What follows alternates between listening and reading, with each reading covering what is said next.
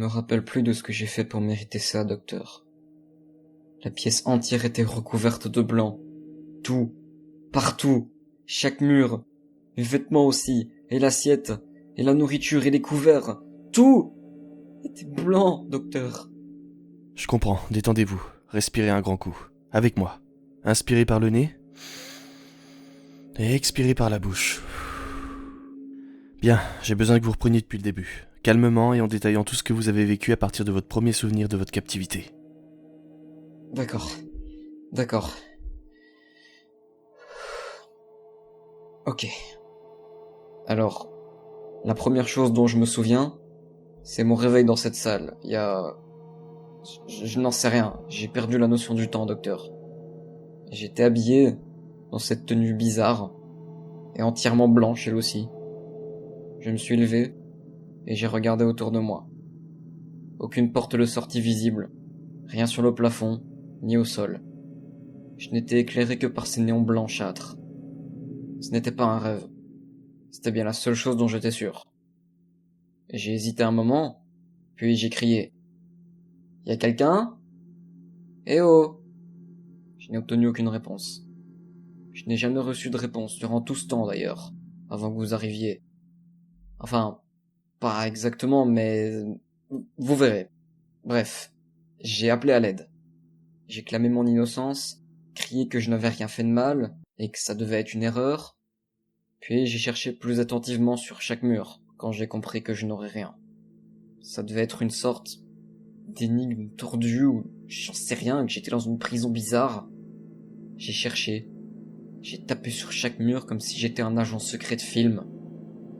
Toc toc toc. Rien du tout. Je fais un pas sur le côté, et je recommence. Toujours rien. Je fais la même chose à mes pieds, et toujours rien. D'accord, calmez-vous. Et continuez s'il vous plaît. Chacune des parois semblait parfaitement lisse, et les murs semblaient pleins. Sauf à un seul endroit, qui devait être l'endroit où se situait la porte.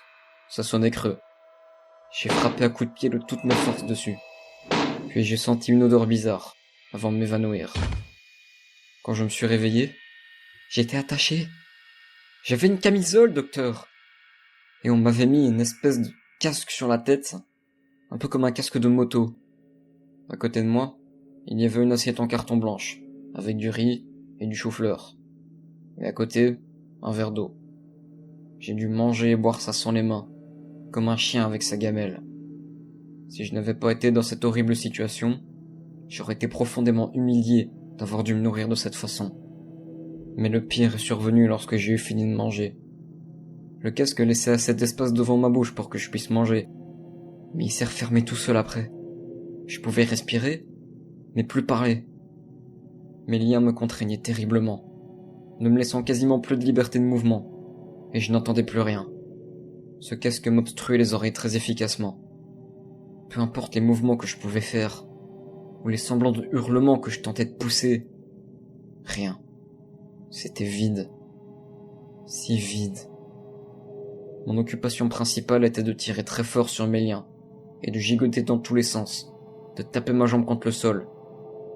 Ce n'était même pas pour me libérer. Je voulais juste avoir mal. Je voulais juste ressentir de la douleur. Et ça, ils l'ont bien compris. Les liens ont été changés pendant mon sommeil. Plus gros, et encore plus contraignants. Et j'étais placé sur un gros tapis en mousse. Je n'arrivais même plus à me cogner. Mais c'est pas tout. Ma camisole avait été changée, de sorte que mes bras ne soient plus placés devant moi, mais derrière mon dos. Cela a donc rendu votre position plus inconfortable. Oui, ça m'a fait sentir encore plus en panique, encore plus vulnérable. À chaque réveil, il y avait cette même assiette blanche, et ce même verre d'eau. Lorsque mon casque s'est rouvert la première fois, j'en ai profité pour hurler. Il s'est immédiatement refermé. Ça a pris une éternité avant qu'il ne s'ouvre à nouveau. Si ça se trouve, ça n'a duré que 10 minutes, ou bien 2 jours. Mais j'avais faim, terriblement faim et soif. Et j'étais forcé de contempler cette assiette et ce foutu verre d'eau en face de moi. La fois suivante, j'ai mangé et bu, sans rien dire. Les larmes aux yeux, tant je voulais parler. À peine mon assiette était-elle terminée, que j'ai encore été muselé par cet appareil. Je n'ai plus osé parler. J'ai commencé à entendre des voix après ça, docteur. J'ai entendu ma fille m'appeler. Et lorsque j'ai tourné les yeux, je l'ai vue devant moi. Elle se tenait là, comme si tout était normal. Elle me regardait, puis elle est repartie, comme elle était venue. Mais elle est revenue. Elle me rendait visite tout le temps. Mais elle m'a parlé. Une seule fois, docteur. Que vous a-t-elle dit? La pire chose qu'un père puisse entendre. Papa, pourquoi tu m'as abandonné? Je voulais hurler pour lui répondre, pour lui expliquer où j'étais. Je ne t'aime plus! Tout ce que j'ai vu et entendu après, c'était des créatures difformes, ressemblant toutes plus ou moins à ma fille, mais avec des détails horribles en plus. Une avec un œil arraché et pendant, une autre avec le crâne écrasé, une autre avec des énormes bleus et gonflements absolument partout sur elle. Et elle répétait encore, et encore, et encore, et encore cette phrase, en boucle. Certaines d'entre elles faisaient de la balançoire. De la balançoire. Toutes ces créatures faisaient de la balançoire. Non. D'autres étaient occupées à dessiner des avions qui se crachaient. Dessinait-elle autre chose? Non. Rien d'autre que ça. J'ai tellement supplié qu'elle s'en aille. Mais elle restait là. Je suis un père indigne et abject. J'en ai oublié que c'était ma fille. Je l'ai déshumanisée, à force de la voir ainsi. Je voulais qu'elle me torture. Je souhaitais juste qu'elle me fasse souffrir. J'avais plus rien d'autre dans la tête que ça. J'ai répété ces mots dans ma tête. Fais-moi mal. Fais-moi mal. Fais-moi mal, fais-moi mal, fais-moi mal, fais-moi mal, fais-moi mal. Je hurlais intérieurement, en espérant qu'elle m'entende. Mais elle a juste disparu, en me laissant avec cet insupportable silence. Et je dormais le plus souvent possible, pour ne pas être conscient. Je perdais la mémoire concernant ma propre vie. J'avais oublié le prénom de ma fille, de mon épouse, l'existence de mon chien, des souvenirs du lycée.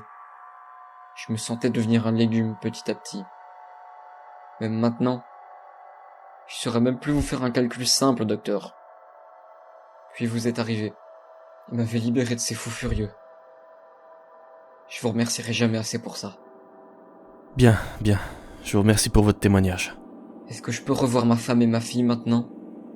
Je veux juste rentrer chez moi. Au moins les revoir si je dois être hospitalisé. Par pitié. Juste les revoir. Attendez un instant, je vous prie. Vous pouvez entrer.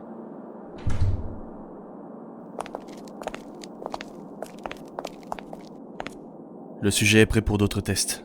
Vous pouvez passer à la phase 2.